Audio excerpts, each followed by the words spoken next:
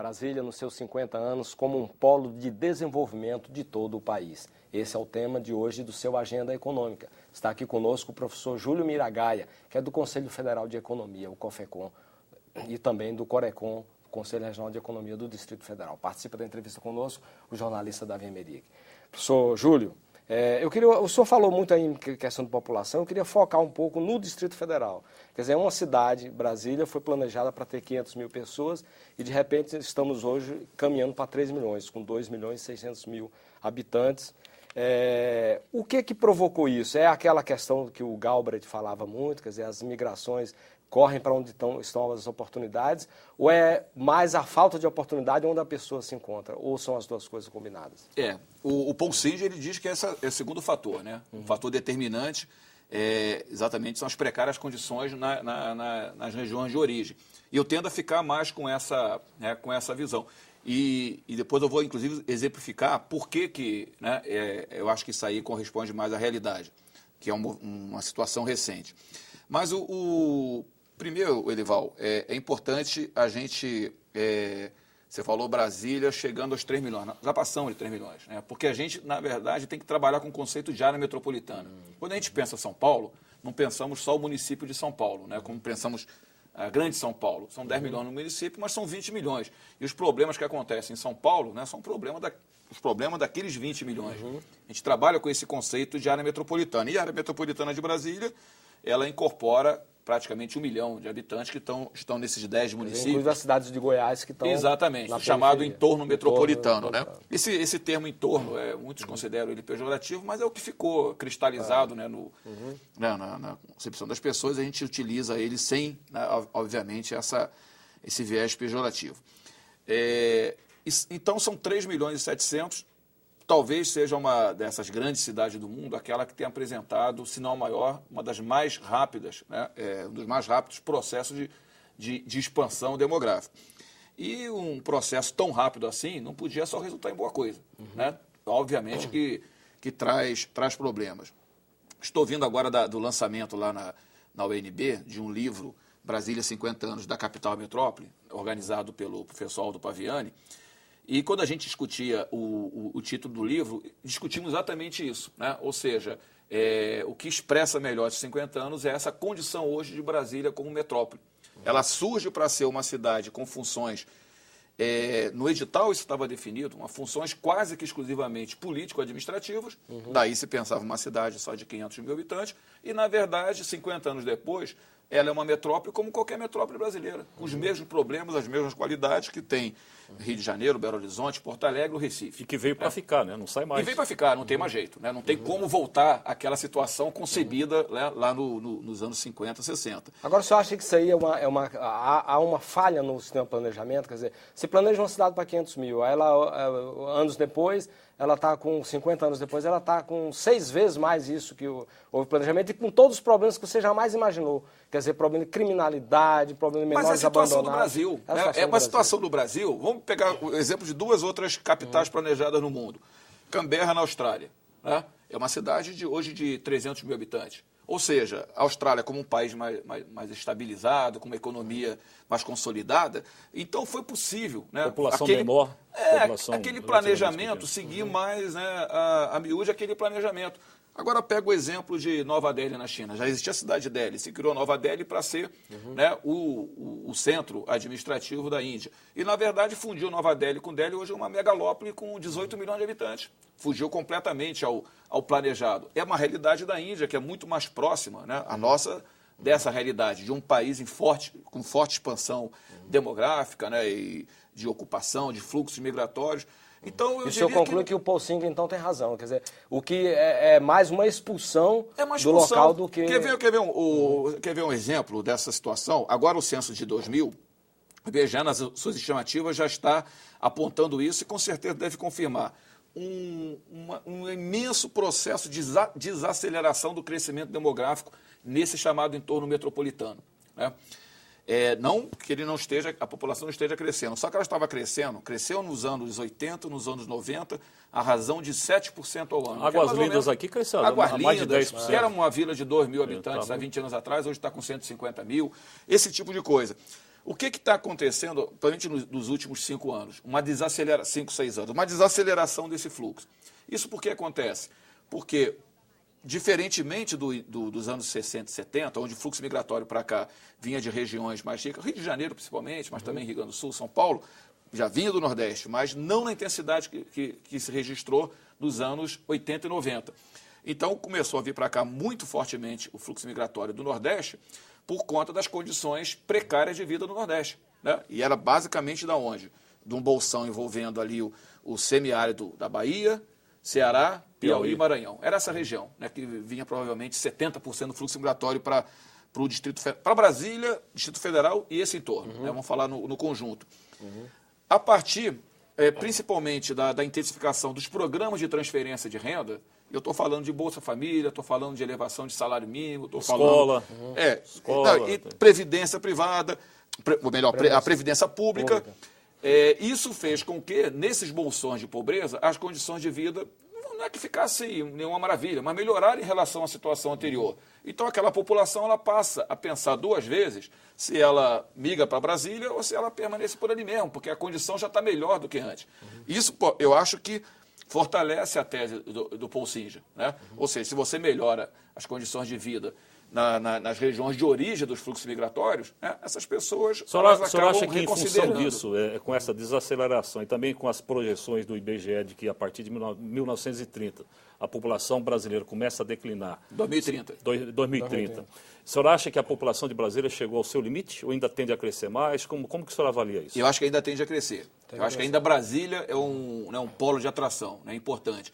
É importante que se diga também que esse período de aceleração do fluxo migratório para Brasília, principalmente nos anos 80, ele coincide com um processo de desindustrialização, né, das grandes metrópoles do Centro-Sul. Esse fluxo migratório era muito fortemente direcionado para São Paulo, Rio de Janeiro, Curitiba, Belo Horizonte, e nos anos 80 tem um processo não de exatamente desindustrialização, mas de uma queda, né, daquele crescimento acelerado que vinha apresentando a indústria desde o JK. Né? E essas oportunidades de emprego na indústria, vamos recordar que os anos 80 e 90 são conhecidos como as chamadas décadas perdidas, né? E principalmente perdidas no crescimento industrial.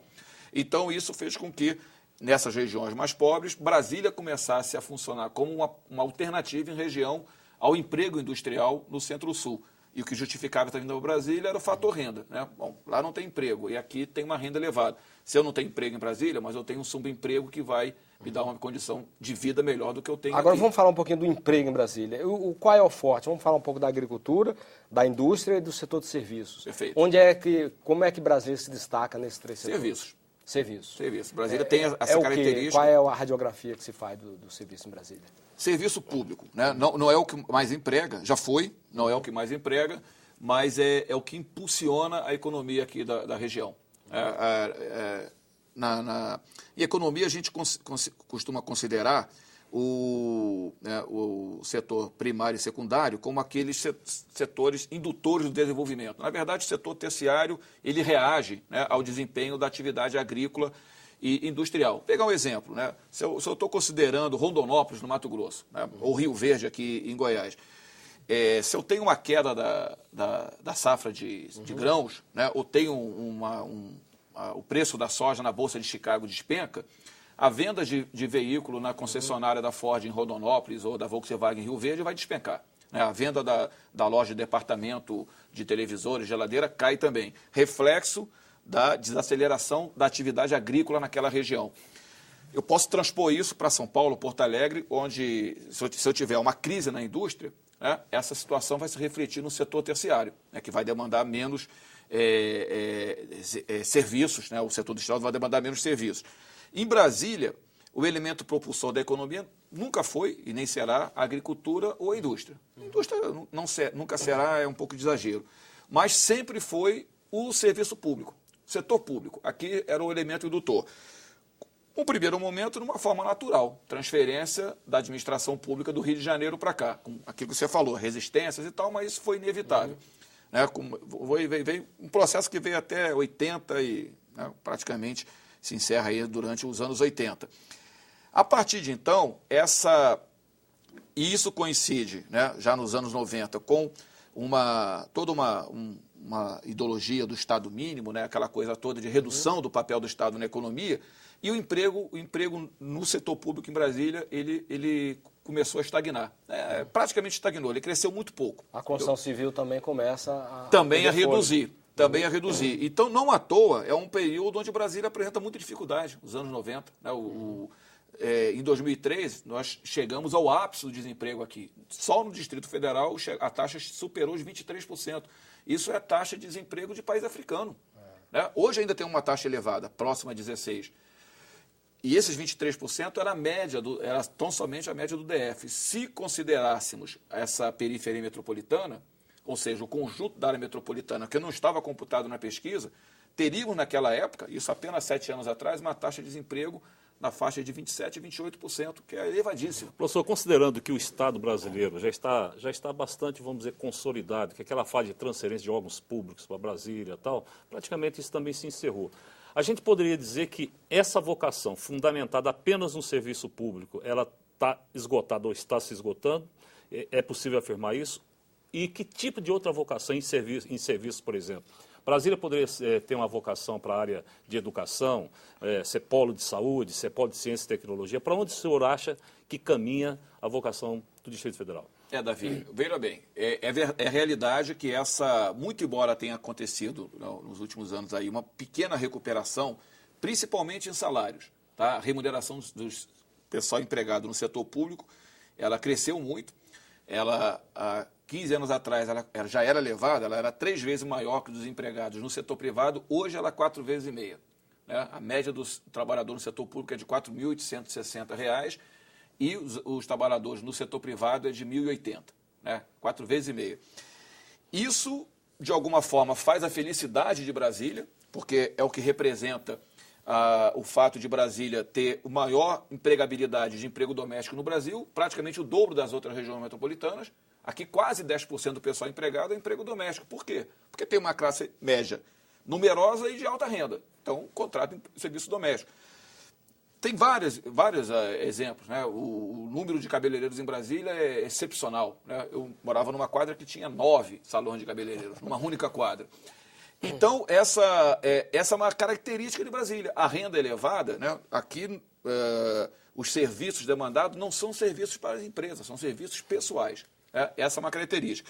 Só que isso tem um esgotamento, como você disse. Né? Então, uma hora chega ao final essa capacidade. E já chegou, a verdade já chegou. Não à toa, Brasília procura alternativas.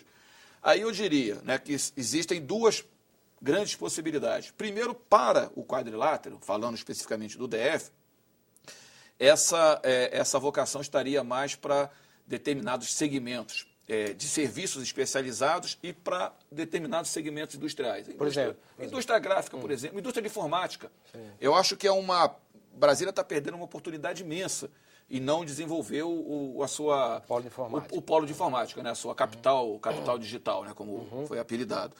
Porque é uma vocação. Temos aqui, por exemplo, a sede do Banco do Brasil, da Caixa Econômica Federal, que são imensos consumidores de produtos da informática e que adquirem esses produtos fora de Brasília. Poderia, e à disposição, inclusive, dessas 2 instituições e outras do governo federal, do governo local, de basearem, né, suas operações nessa área aqui em Brasília. É uma imensa oportunidade que está se perdendo, né, por conta dessa indefinição na implantação desse polo. Então, seriam esses segmentos que teria, digamos assim, essa característica de uso de mão de obra mais especializada que está de acordo, né, com as características do DF. Mas não para por aí. E indústria de transformação? Pois é, essa indústria ela tinha que ser voltada para o entorno metropolitano. Né? Por quê? Não adianta botar polo de informática em Aguarinda de Goiás, na cidade ocidental, né? Porque a mão de obra lá não estaria apta para esse tipo de atividade e seria toda trazida de fora, então não resolveria o problema. Agora, você ter um programa, né, de implantação de indústria, de transformação nesses municípios, seria altamente favorável, inclusive, para Brasília. Primeiro, reduz a pressão sobre o mercado de trabalho local, óbvio, que vai gerar emprego lá.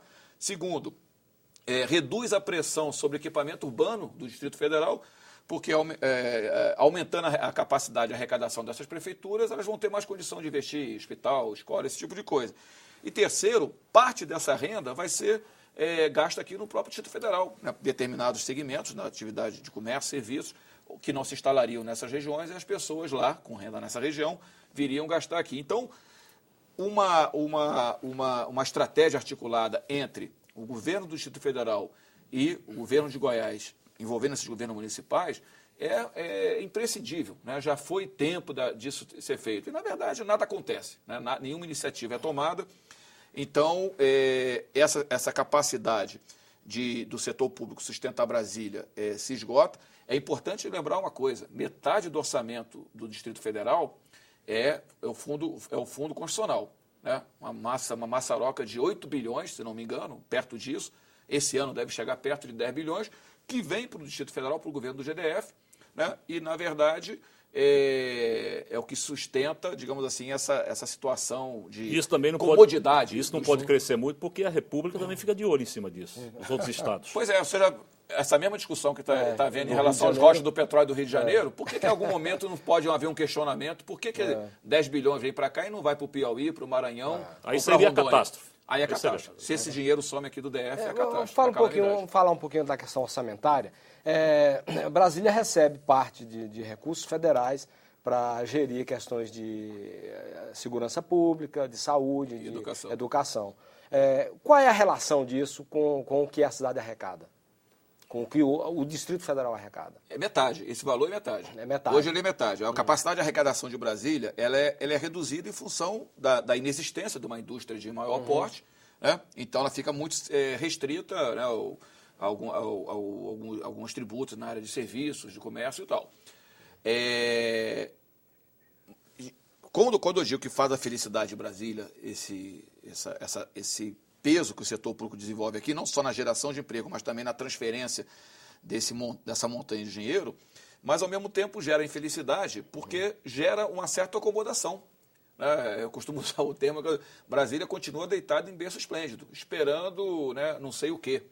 Mas enquanto está vindo esse recurso todo, não há uma preocupação efetiva. Recentemente saiu uma matéria de um grande, né, do jornal Valor Econômico, que faz uma associação entre essas transferências governamentais, o Fundo Constitucional, e a corrupção em Brasília. E eu nunca tinha parado para pensar, mas eu falei, mas é interessante isso. Isso tem uma relação. Porque, e não só desse ponto de vista, quando você tem uma situação onde um policial militar aqui do Distrito Federal, ele ganha, se não me engano, 3,5 vezes o que ganha um policial militar de Goiás, que está do outro lado aqui da fronteira, obviamente que gera uma situação de desalento para aquele policial militar goiano que tem que combater uma criminalidade que é reflexo da situação de Brasília, mas está localizado do outro lado, de uma forma muito mais perigosa, muito mais efetiva, ganhando 3 vezes menos dinheiro. Estresse federativo. É um estresse federativo. Estresse federativo. Então, essa pessoa... Bom, por que eu estou batendo aqui? Então, essas anomalias, né, que são geradas por esse peso enorme do setor público em Brasília, né, são anomalias para o bem e para o mal. Alguns organismos internacionais apontam Brasília como uma das cidades mais desiguais da América Latina. No próximo bloco, aguarde.